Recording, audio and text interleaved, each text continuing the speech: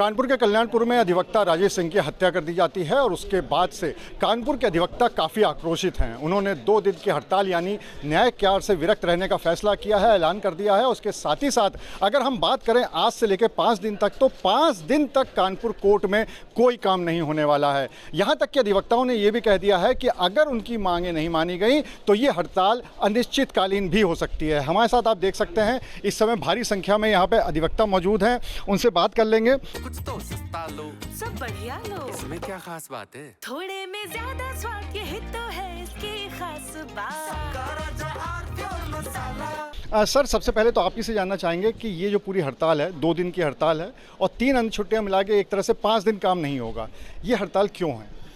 हमारे एक युवा साथी राजेश सिंह की निर्मम हत्या कर दी गई, उसके विरोध में हम लोगों ने स्ट्राइक करी है और हमारी डिमांड उत्तर प्रदेश शासन से है कि चूँकि अभी उनके कैरियर की स्टार्टिंग थी, उनके 2 छोटी छोटी बेटियां हैं, तो 1 करोड़ रुपए मुआवजा और मृतक आश्रित के परिवार को एक सरकारी नौकरी, हमारी इतनी डिमांड है। उसकी पहल करते हुए हमने अपने बार एसोसिएशन की मीटिंग की। हम अपने बार एसोसिएशन के स्तर से लगभग 11 लाख रुपया इकट्ठा करके मृतक के परिवार वालों को देंगे।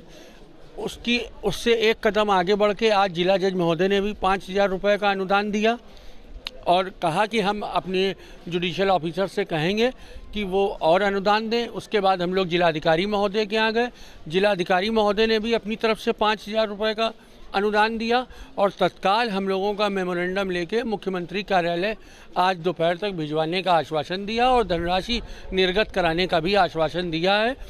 अगर ये सारी मांगें हमारी मान ली जाती हैं तो हम स्ट्राइक कॉल ऑफ कर देंगे, हमें उसमें कोई दिक्कत नहीं। लेकिन चूंकि हमारी साथी की निर्मम हत्या हुई है, वो कम आयु के थे, अभी उनके कैरियर की स्टार्टिंग थी, इसलिए हम लोग आक्रोशित भी हैं और दुखी भी हैं। अगर हम बात करें अधिवक्ताओं की तो कई अधिवक्ताओं ने हमसे कहा है कि सबसे ज़्यादा बात यह है कि जब किसी अधिवक्ता के साथ ऐसा हादसा होता है तो उसको मुआवजा नहीं मिलता है, जबकि और अगर कहीं जगहों पे इस तरह के हादसे हो जाते हैं किसी और के साथ तो मुआवजा मिल जाता है। क्या आप इस बात को सही मानते हैं और क्या आप मानते हैं कि अधिवक्ताओं को मुआवजा मिलना चाहिए? हादसे नहीं हो जाते हैं, हत्याएं की जा रही हैं निरंतर। अगर आप सीरीज देखेंगे, लखनऊ में शिशिर त्रिपाठी, कासगंज में मोहिनी तोमर, इलाहाबाद में अखिलेश शुक्ला, सुल्तानपुर में आज़ाद अहमद, बस्ती में चंद्रशेखर यादव, गाजियाबाद में मनोज चौधरी, हरदोई में कनिष्क मेहरोत्रा, कानपुर में पूर्व में रामेंद्र मिश्रा, द्विवेदी जी, राजेश सिंह, किसकी गुनाह में? ये प्रदेश सरकार की नाकामी है, प्रशासन की नाकामी है। अधिवक्ताओं की तत्काल सुरक्षा व्यवस्था सुनिश्चित करें और दिवंगत अधिवक्ता परिवार जिसके 2 छोटे छोटे बच्चे हैं, तत्काल 1 करोड़ रुपया दें, एक सरकारी नौकरी दें और अधिवक्ताओं की सुरक्षा और जीवन रक्षा के लिए अधिवक्ता संरक्षण अधिनियम लागू करें। नहीं तो कानपुर आंदोलन की जननी है, जो हमारी बार और लायर्स उतर चुकी है सड़क पे, अब इसको आर पार की लड़ाई लड़ा जाएगा और अधिवक्ताओं की सुरक्षा और जीवन रक्षा के लिए हम लोग हर स्तर तक चले जाएंगे। और जैसा अध्यक्ष जी ने कहा कि अगर अनिश्चितकालीन हो गई तो ये कानपुर से शुरू हुआ आंदोलन संपूर्ण प्रदेश में जाएगा, जिसकी जिम्मेदारी माननीय उत्तर प्रदेश सरकार की होगी। आपको भी, हमारे साथ महिला अधिवक्ता भी मौजूद है, आपको भी लगता है कि जो अधिवक्ताओं के साथ है लगातार हादसे हो रहे हैं और इस पर कहीं ना कहीं पुलिस प्रशासन या शासन नाकाम हो रहा है? बिल्कुल सही कहा हमारे अध्यक्ष जी ने, जैसा बताया कि लगातार जिस तरीके से ये हत्याएं हो रही हैं, ये हादसे नहीं हत्याएं हैं, लगातार अधिवक्ताओं के साथ हो रही हैं और इस पर कोई कार्रवाई नहीं की। ना इनके लिए कोई पेंशन योजना है, ना इनके लिए कुछ भी कोई योजनाएं बनाई जाती, बल्कि इनकी आवाज़ों को दबा दिया जाता है। रहने के हम लोग के पास कुछ हड़ताल के अलावा बचता ही नहीं है।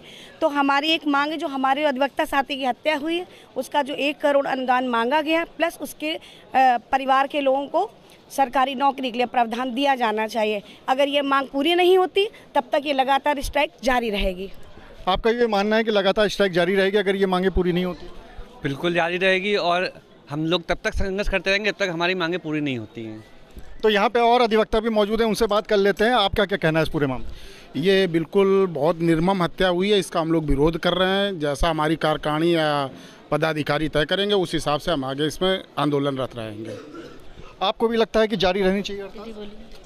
अधिवक्ताओं को बराबर टारगेट किया जा रहा है इस सरकार में, हम इसका खुला विरोध करते हैं। तो लगातार यहाँ पे जो अधिवक्ता हैं उनका दो मांगे हैं। पहली मांग तो ये है कि जो पीड़ित परिवार है उसको एक सरकारी नौकरी दी जाए, दूसरा आर्थिक सहायता दी जाए 1 करोड़ रुपए की। और उन्होंने ये भी ऐलान किया है कि अगर ये मांगे उनकी नहीं मानी गई तो वो इस हड़ताल को अनिश्चितकालीन तक के लिए करने के लिए तैयार हैं। और इस तरह के हादसों पर, बल्कि जो उनका कहना है कि इस तरह की जो हत्याएँ हो रही हैं लगातार, इस पर भी रोक लगनी चाहिए। अनुराग अग्रवाल, TV9 कानपुर। कुछ तो सस्ता लो, सब बढ़िया लो, इसमें क्या खास बात है? थोड़े में ज्यादा स्वाद, यही तो है इसकी खास बात।